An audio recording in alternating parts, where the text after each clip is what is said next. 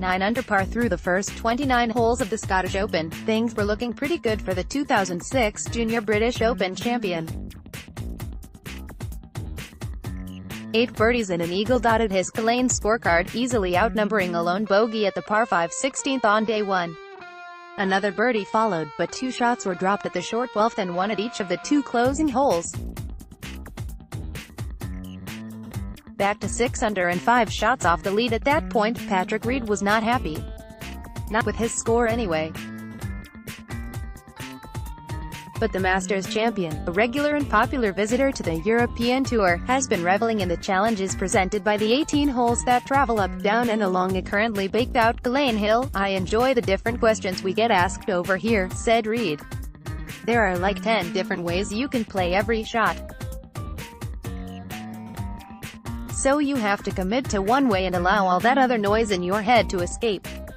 In that respect, links golf is more mental than physical. On tour, we all have the physical talent. But the winner is always the guy who can really believe the ball will fly a certain number and let it run to the hole. Or the guy who can hit a shot so far off what appears to be the correct line, yet know that the ball will get back to the flag." Still, Reed's thoughts have actually been straying.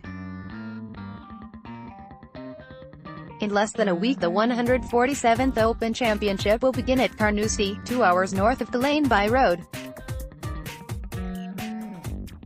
Tied second, first and fourth in the 3 most recent majors, the 27-year-old Texan will arrive in the county of Angus as one of the favorites to become the champion golfer of the year. Already, in fact, he has been to Carnoustie for 2 practice rounds. "Carnoustie is firm," he reported. "Really firm. It's a great course. I played Sunday and Monday and really enjoyed it. It's ridiculously firm and fast. A lot will depend on the wind. If the prevailing breeze blows, the 18th will be downwind.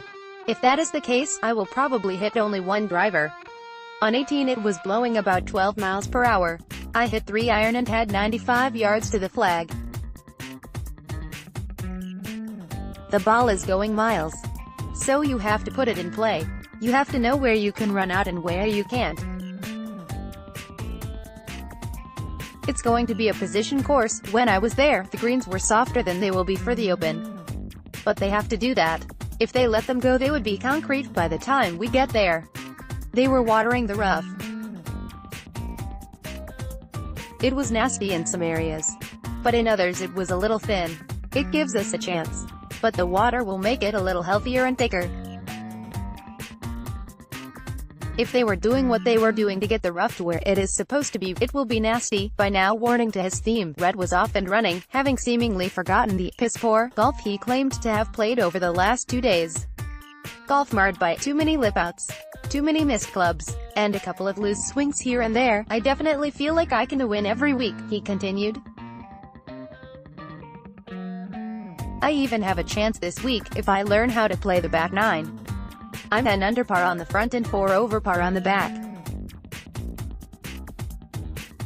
I seem to make a lot of puts on the front, but I haven't made that much on the back. I'm confident that, if I put myself in position, I have a chance to win." The nerves were definitely more settled at the Masters this year because of what I did at the PGA last year. And once I was able to close out Sunday at Augusta, it felt like I had no pressure at Shinnecock. In the big moments, when you have to pull off a shot or make a putt, I've had some success. I know I can do it, which eases the mind and lets me just play golf. Ironically, too, Reed made mention of his family. Famously estranged from his parents and sister, he is clearly a bit of a softie when it comes to the wife and children he plays for. The best part of his Masters victory is the knowledge that he can go back to Augusta National every April for the rest of his life. "When I am 70 years old, I'll be able to have my grandchildren caddy for me in the par 3, he says.